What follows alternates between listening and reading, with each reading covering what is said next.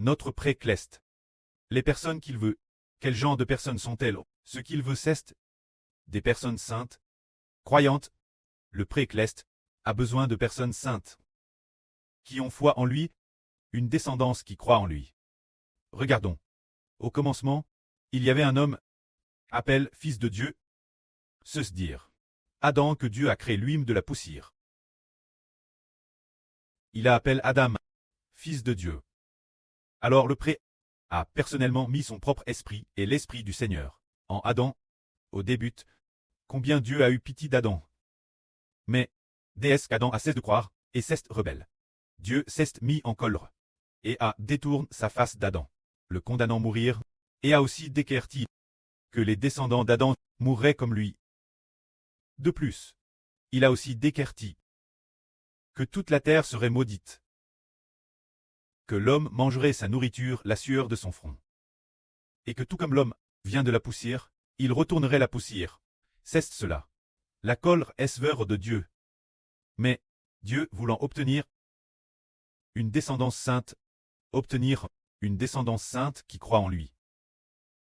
Le pré-cleste n'a pas pris de fil parmi les descendants d'Adam pour en faire ses fils, mais, par la rédemption du Seigneur Jésus-Christ, il a fait des hommes la descendance de Jésus, voulant que les saints, ceux qui obéissent son Fils, et ceux qui croient en son Fils, deviennent sa descendance. Il a pris plaisir en notre prêt, le Seigneur Jésus, établissant comme Seigneur de toute l'humanité, pour que toute l'humanité devienne les descendants du Seigneur Jésus-Christ. Car, qu'est-ce que le prêt voulait obtenir? C'est obtenir une descendance sainte, se dire, une descendance sainte et croyante. Quant aux non-croyants, Dieu n'a aucune pitié pour eux. Envers les non-croyants, Dieu ne fait pas de miséricorde. Quel point? Quand nous lisons l'Apocalypse, nous voyons que, pour les non-croyants, Dieu, en l'espace d'un jour, tue un quart de l'humanité.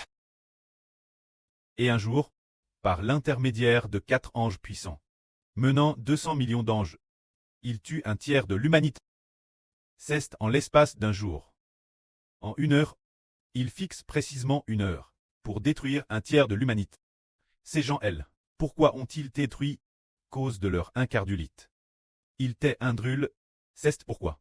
Ils n'avaient pas en eux la vie de Dieu, ni la vie du Seigneur Christ. Le pré-cleste ne les a pas du tout par rien. N'ayant aucune pitié. Cause de leur incrédulité. Ceux qui ne croient pas, aux yeux de Dieu, sont impurs. Mais pour ceux qui croient, alors Dieu fait preuve d'une immense compassion. Regardons nouveau, l'époque du déluge de Noé. Les gens de cette époque, faisaient tous le mal, étaient tous indrules, n'avaient pas de foi en Dieu. Mais, seul Noé avait la foi. Alors, Dieu, cause de Noé, a fait que Noé construise l'arche. A patient avec Noé pendant la construction de l'arche, pendant environ 40 ans. Une fois la construction finie, Dieu a patient jusqu'à ce que Noé ait fini de construire l'arche. Puis Dieu a détruit toute l'humanité. Envers Noé qui croyait, il a fait preuve de compassion, mais envers le monde des hommes indrules, il a entièrement détruit. Alors, quand nous lisons le livre d'Ésaïe, au chapitre 11, il est dit qu'un homme et appelle un jeune rameau. Pourquoi? Le pré l'appelait-il un jeune rameau? Un jeune rameau est nouveau, n'ayant subi aucune souillure. C'est un jeune rameau, nouvellement haine. C'est comme d'un tronc surgit un jeune rameau nouveau. Ce jeune rameau, il est saint. Il n'a pas aucune impurité. Il est saint. Cela signifie que le pré veut par le salut établir un fils pour devenir un jeune rameau. Ce fils, c'est le frère Hbert, faisant que ce fils, dans son esprit, ne désobéisse pas du tout Dieu. Dans son esprit, ne désobéisse pas du tout au Seigneur non plus. Craignant Dieu parfaitement, craignant le Seigneur, et aimant profondément le pré-cleste et le Seigneur, le pré voulait obtenir un tel homme. Alors il a te dit, du tronc d'Isa sortira un jeune rameau, et de ses racines croîtra un rejeton. C'est dire, waouh, cet homme est celui que Dieu a promis, Hbert de l'Israël de la Nouvelle Alliance. Se dire, le Fils du Seigneur Jésus-Christ. Plus tard, dans l'Apocalypse, la posterie de cette femme qui a enfant, a mis au monde, cet enfant aime le pré a fait cela. Pour obtenir quoi? Pour obtenir une descendance de foi, obtenir une descendance sainte et de foi parfaite.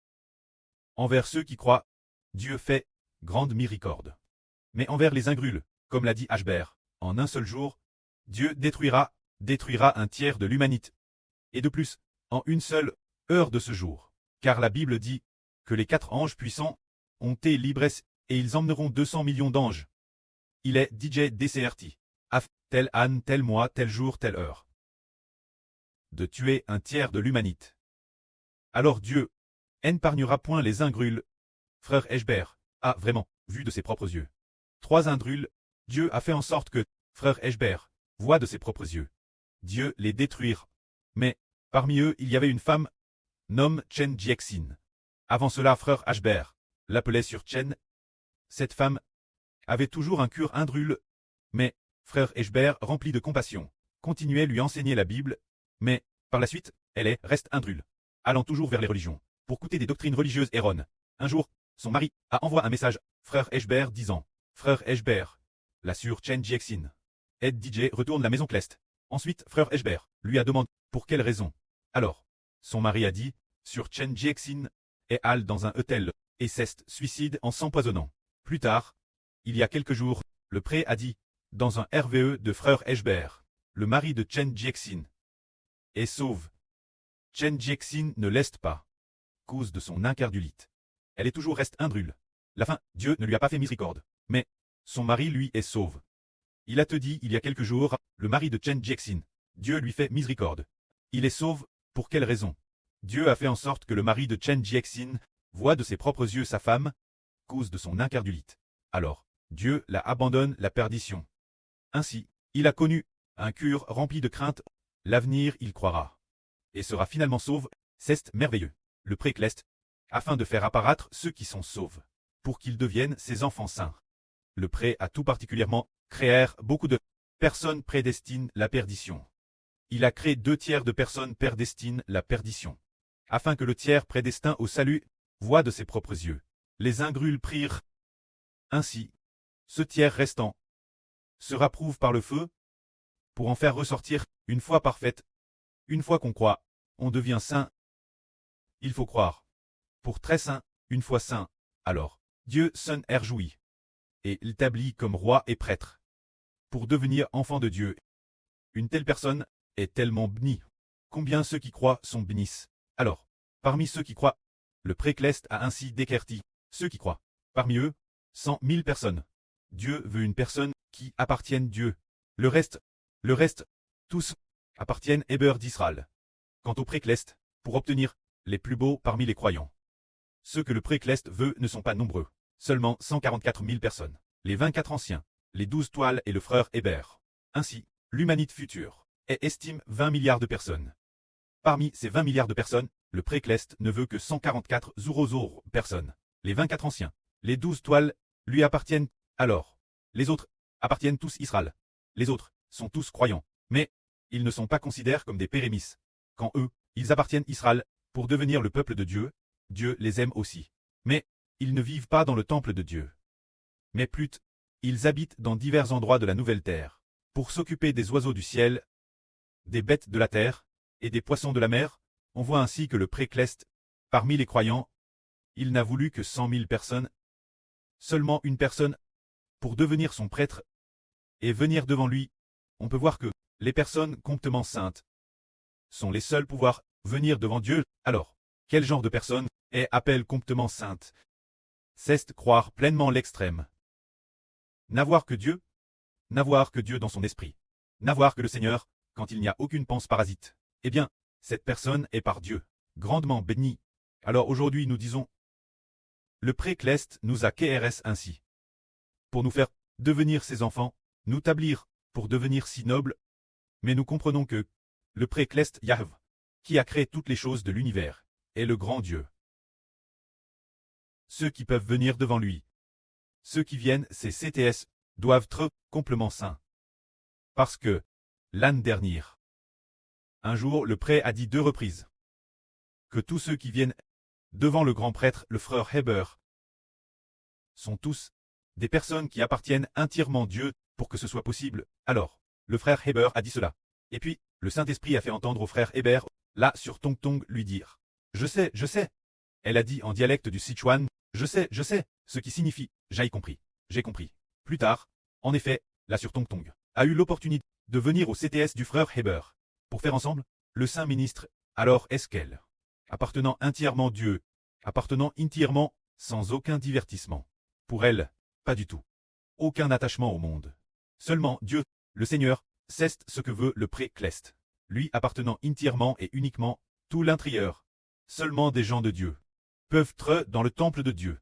Pour servir Dieu, bien et certes, ceux qui ont de la foi, doivent aussi devenir le peuple de Dieu. C'est juste qu'ils n'appartiennent pas au livre de vie de l'agneau, mais appartiennent seulement, ce volume du livre de vie.